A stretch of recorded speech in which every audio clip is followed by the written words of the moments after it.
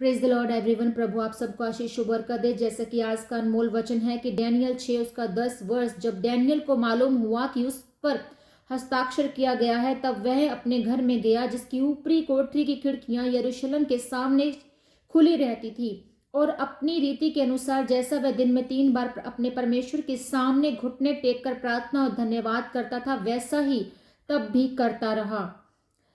यहाँ परमेश्वर का वचन हमें कुछ याद दिलाता है, हमसे कुछ बात करता है। जैसे कि हर इंसान का जो जीवन है वो संघर्ष से, चिंता से, परेशानियों से भरा हुआ है, और वो जीवन भर इन उलझनों को, इन जीवन की उलझनों को, परेशानियों को, इस चिंता को दूर करने में, इस बातों को सुलझाने में ही लगा रहता है। और जब उसे यह मालूम हो कि अब तो जीवन पर ही खतरा पड़ गया है, उसकी जो मृत्यु है वो नजदीक है, तो उसका बच पाना संभव नहीं है। जब उसे मालूम होता है तो उसे ऐसा लगता है कि एक एक सांस जो वो ले रहा है वो बहुत दुर्बल हो जाती है, उसके लिए बहुत मुश्किल हो जाती है उसके लिए। ये जीवन की एक वो सच्चाई है जिसे कोई भी इनकार नहीं कर सकता।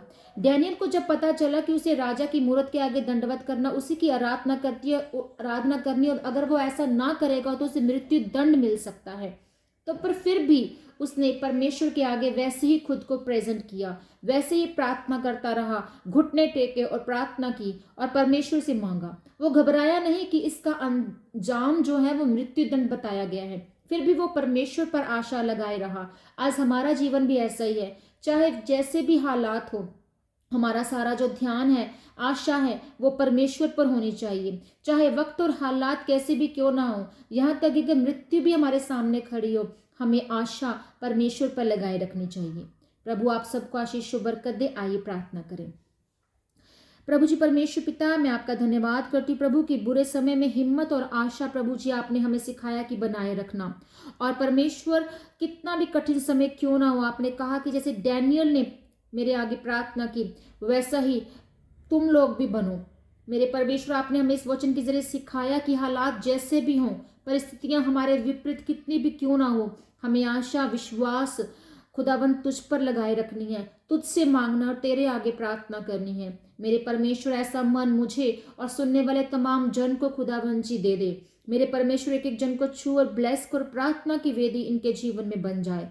खुदावन हर मुश्किल हालात में ये लड़ना सीखें। खुदावन तुझ पर आशा लगाए, तेरे आगे मांगे, तुझसे मांगे, तेरे आगे प्रार्थना करें। प्रभु यीशु के नाम से मांगते हैं, आमीन। प्रभु आप सबको आशीष और बरकत दे, कृपा, भलाई और शांति आपके जीवन में बनी रहे। और अगर आपने इस वचन के जरिए बरकत पाई है, आशीष पाई है, तो इस वचन को जरूर शेयर करें, क्योंकि ऐसा करने से आप परमेश्वर के राज्य में एक कदम बढ़ा